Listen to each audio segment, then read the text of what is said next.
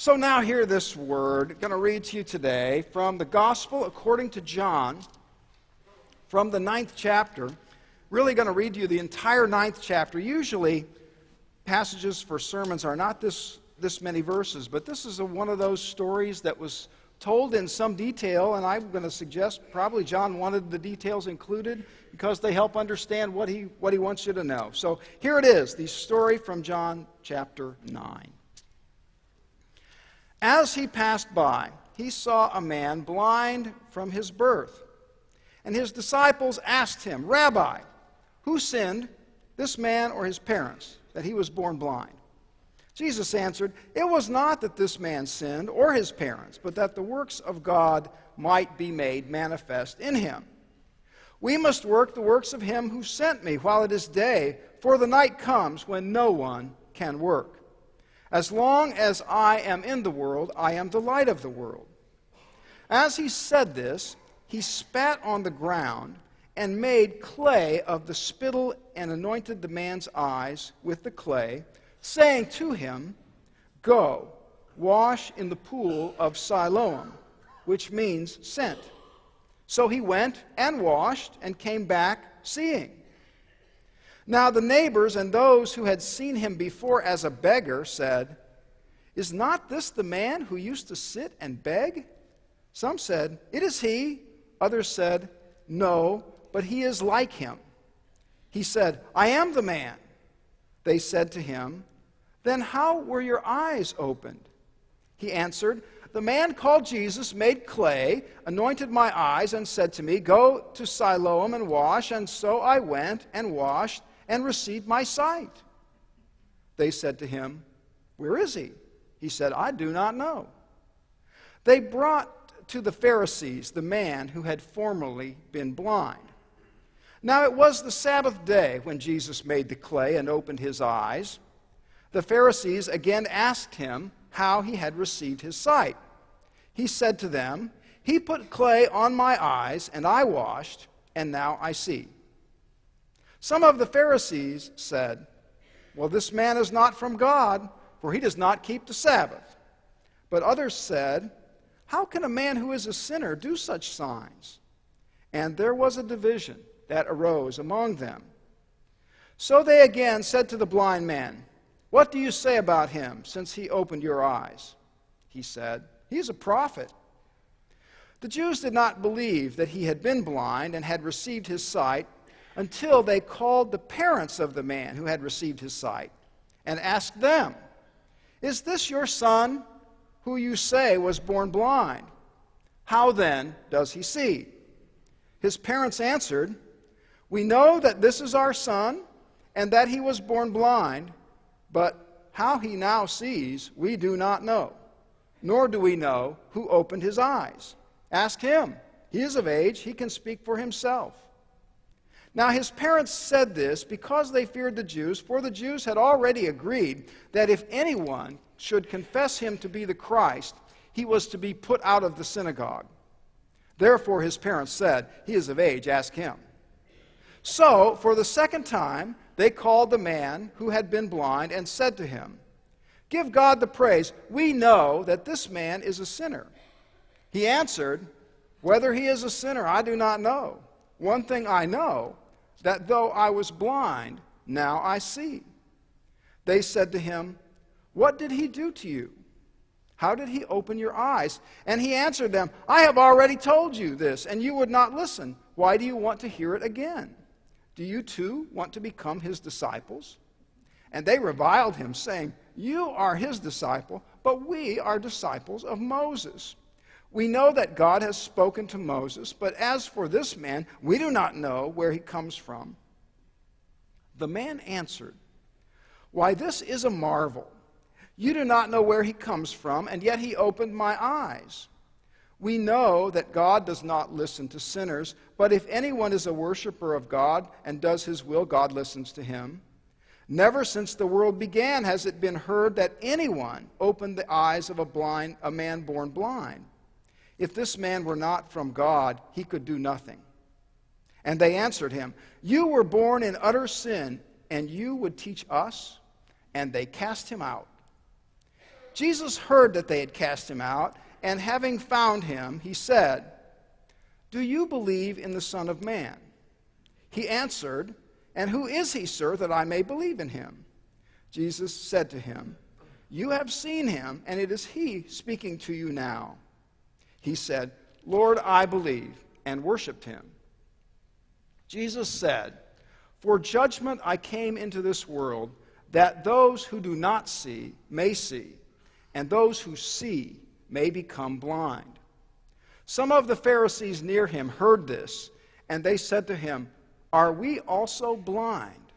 And Jesus said to them, "If you were blind, you would have no guilt. But now that you say, 'We see,' your guilt remains." This is the word of the Lord. Thanks be to God. Let us pray.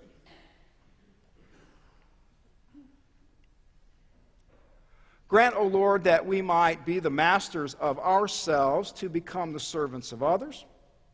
Take our minds and think through them. Take our lips and speak through them.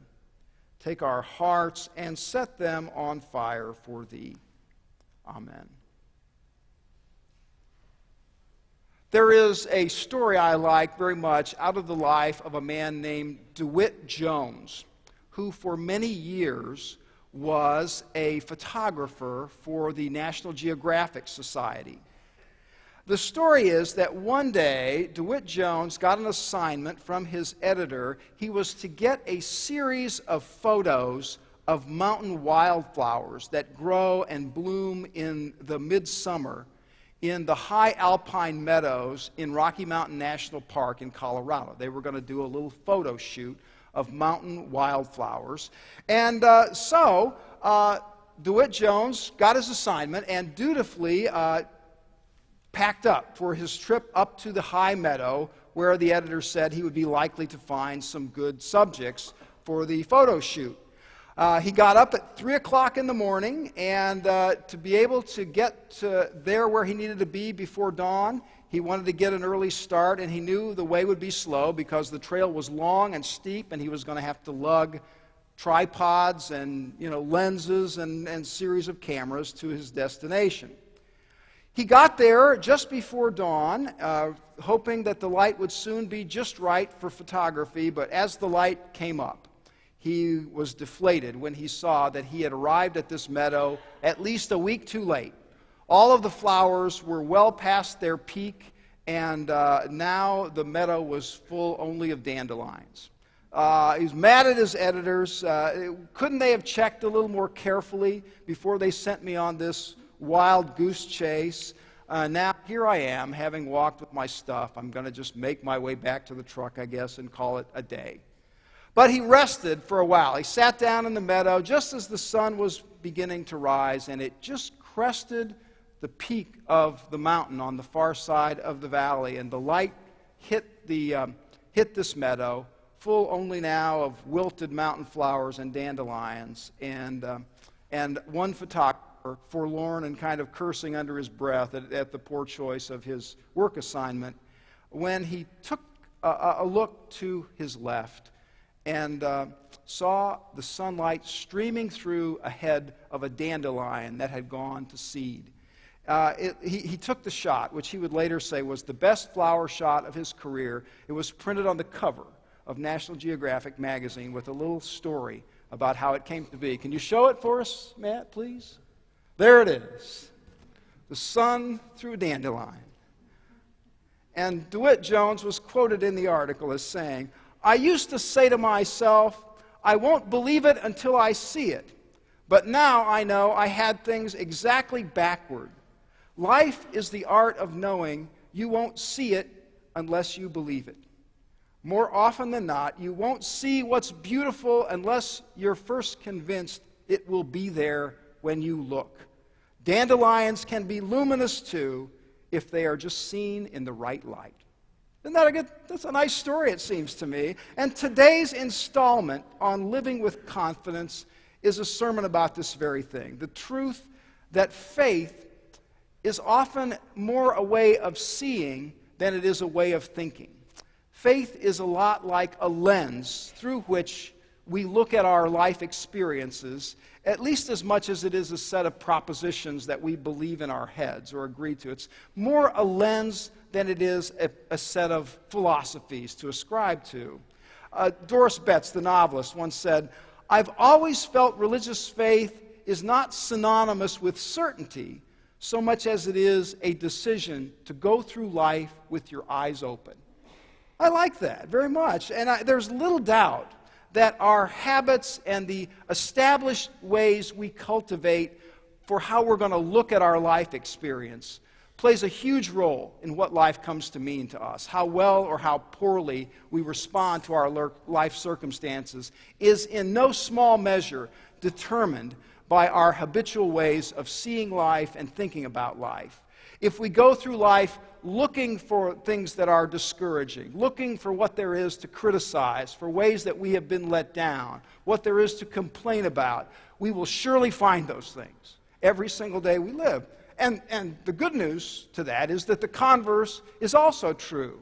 If we look for what is good and what is beautiful, what is luminous in the dandelions of our life, as Paul said, if there is anything noble, if there is anything worthy of praise, think on these things, he said.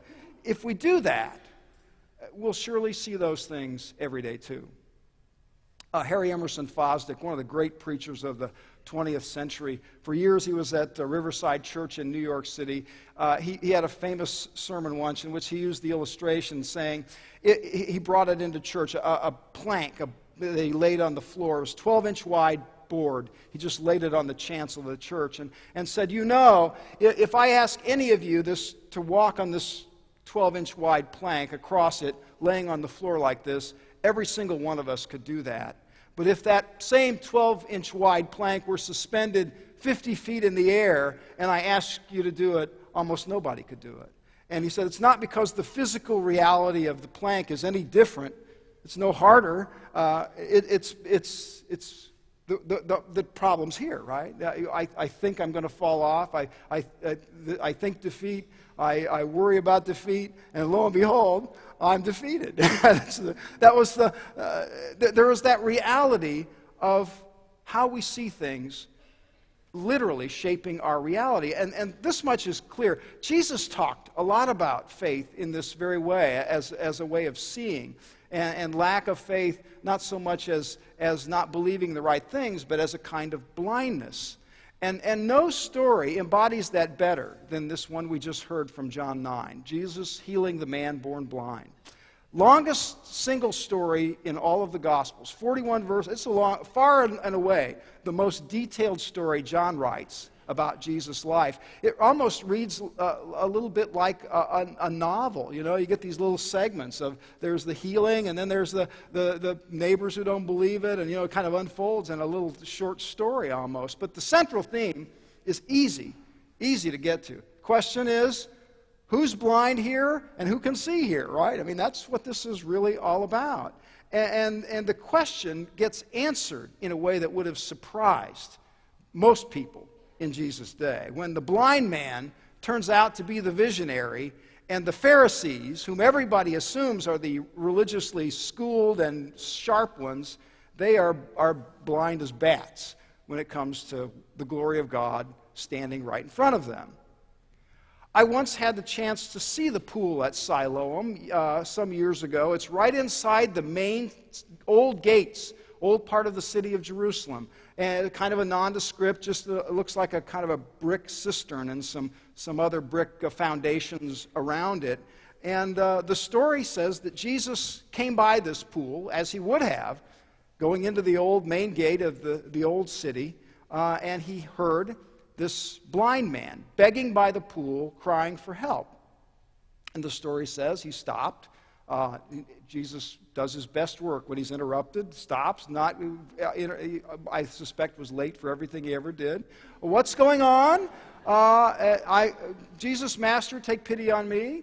And the story is that he has this unusual cure. He spits on the dirt, makes some mud, rubs it on the man's eyes, and says, "Now go wash that off in the pool," which is right there, and see how that works.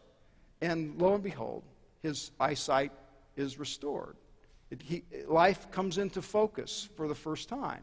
And the neighbors, they see him and they wonder if it can really be the same person they knew. It can't be. This is just somebody that, I think that's him. No, I think it just looks like him. It's somebody else.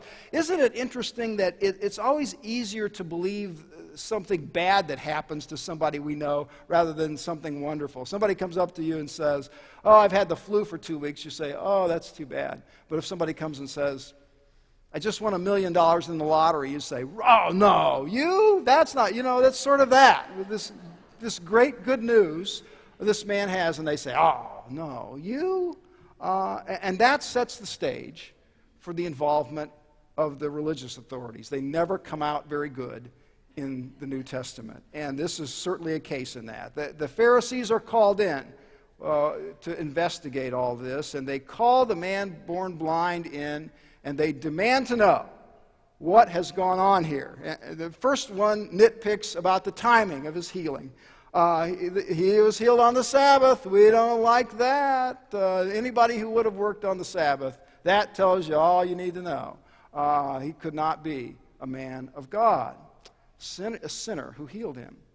Then there's enough of them that are conflicted because, well, how could he do such a good thing if he's a bad person? Let's get the parents in here, which they do. And interestingly, John makes it clear that the parents are really intimidated by the process, and they kind of take the fifth. We know he's our son. We know he's born blind, but I don't know who healed him, how he healed him. He's of age. You should ask him. And then John adds that little editorial comment. This they said because they feared, because the Pharisees had said, anyone who testifies that Jesus is Lord will be put out of the synagogue. And you think about that. I mean, what a huge deal to this community of faith for Jews living in Jerusalem. That's everything. It would be like saying, we're excommunicating you from your life. You're done, out. And so they say, we know he was our son. That we know. We know he was now can see, and he was blind before. But you should talk to him. How we plead the fifth.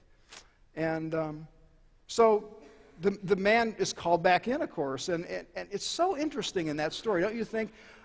Though the Pharisees get increasingly mad, he stays so calm. He's such a good witness. He's all calm and collected in all of this.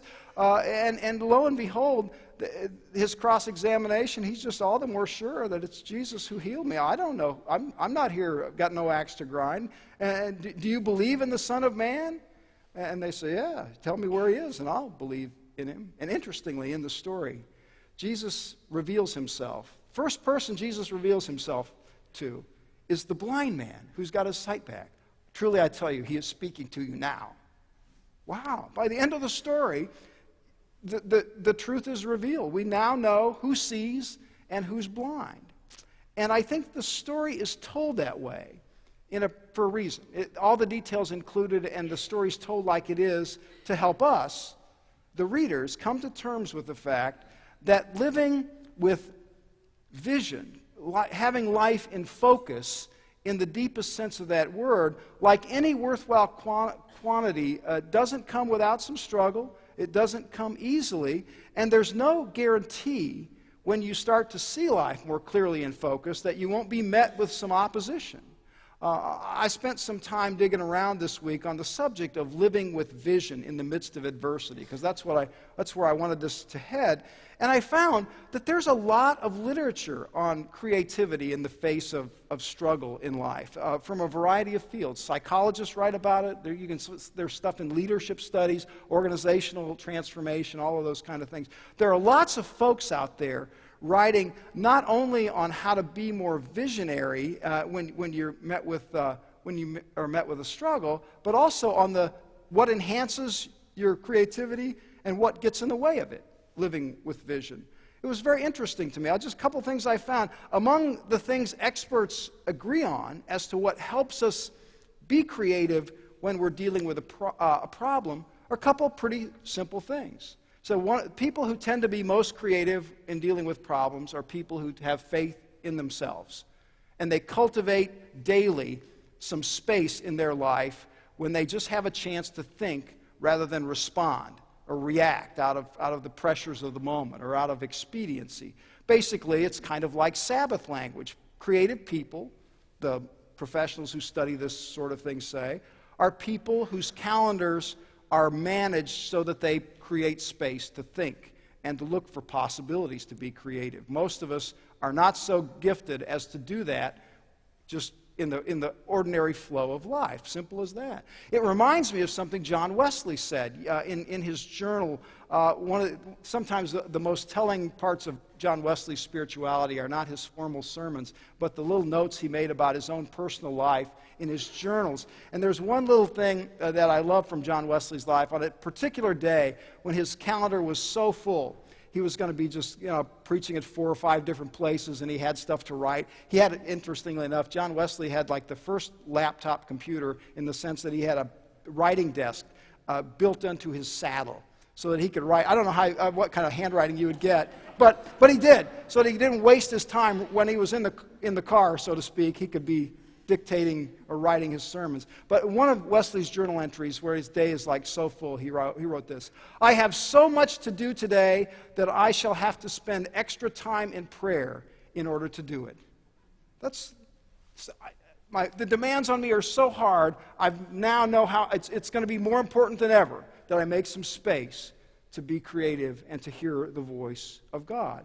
That's one of the qualities that I learned this week in my little study about vision in the midst of challenge. The second thing that people talk about in terms of what will help your creativity or your vision if you're set upon in life is just the absence of judgment about yourself, or at least the willingness to set aside any negative, any tendency to get down on yourself, at least for a while. Sometimes it's good to hear from the church that it's okay, and sometimes it's important to ignore that inner critic that we all have, or at least turn down the inner volume, the voice that tends to say, this won't work, or we've tried that before, we've always done it this way. Creative people have a tendency to be able to set the inner critic aside, at least long enough for new ideas to percolate and develop, and then make a choice as to whether or not to follow that impulse wherever it may lead. So those two things. I thought, Lord knows, I get caught in both of those things sometimes. Not enough time and too much volume to my inner critic saying I won't be able to get myself out of this. But the other side of the coin, interestingly, is there are things that kill creativity and kill vision when you're stuck. And one of those things is what they call comparative thinking, living with the assumption that my idea and my vision is inferior to everybody else's. Humility is a virtue, but too much humility can be deadly if it causes you to be racked with doubt and, a sense of inadequacy as you go through life.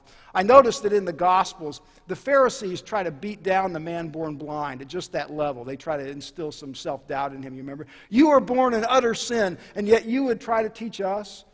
And he's not cowed by that. He says, all I know is I once was blind, now I see. This man here was the one who did it. He stays true to what he knows, does not succumb to the finger pointing of those who would tell him his experience isn't as valid as theirs. So cultivating the ability to trust yourself, and then I think having the ability to kind of withstand not only your own lack of confidence, but the lack of confidence that others around you may have, and just to hold up your worth as a child of God. The second creativity killer that I read about, which was kind of similar to that, is what tends to be called catastrophizing. People who offer the false belief that if we try something new and it fails, then that'll be a disaster. Or the opposite of that, which is a similar thing, is like what writers call the zero defects barrier. We have to do it all perfectly right the first time we try something new, or we will never get another chance to fix it. I had a great example of that in my own professional life. Years ago, I was at a church that was on the process of building a new sizable fellowship hall, a growing church, lovely growing community, and we'd had demand that had overwhelmed the church basement. We just needed a new fellowship hall that had some space, roughhouse space for youth and all of those things. And we had a lot of things going on that we were making do with down in the basement. But there was one of our trustees who was a very faithful, good person, but said the only way that we could justify approving an expansion is if we could document that we would have that building in use every single weekday of the week with no breaks at all. If we didn't have it full every day, we weren't ready for it. And it was a pretty big momentum killer because we're like, well, we've got it full like 3.5 days. That's pretty good. No, it needs to be full every day or we're not ready. And one of our longtime older members at one point in a board meeting said, you know, Sonny, just because we can't go 0 to 100 miles an hour doesn't mean we shouldn't go 0 to 20. You know, if you can't go from 0 to 100, you can at least go from 0 to 20. That is to say, the perfect fix may not be the reality that you can strive for. Perfection is a noble sentiment, but forward progress oftentimes is incremental. It takes trial and error in order to make it actually work in the long run. So, you know, I think about all of that. The point today is that living confidently in the face of hardship is in some measure a call to keep your vision sharp, you know, and to set aside the things that tell us we can't live as creative souls made in the image of a creating God. Vision isn't just something we possess, but something that can possess us as a part of our faith and give us an identity, which is surely what happened to that man born blind. He learned that day that God was not just a philosophical abstraction. God was a presence right in front of him, putting his life in focus, creating him out of love and giving him a dignity to stand up to people who would try to shame him and keep him down. And lo and behold, off he went to wholeness of life. And when you boil it down, that's what I think good religion is about. It's not a thesis about God's existence, but a call by God to open our eyes and to live in joy and to live in commitment for the simple reason that every day we're given is a day when we can literally see the beauty of life, see the luminance even around the dandelion, and see the face of God. Amen.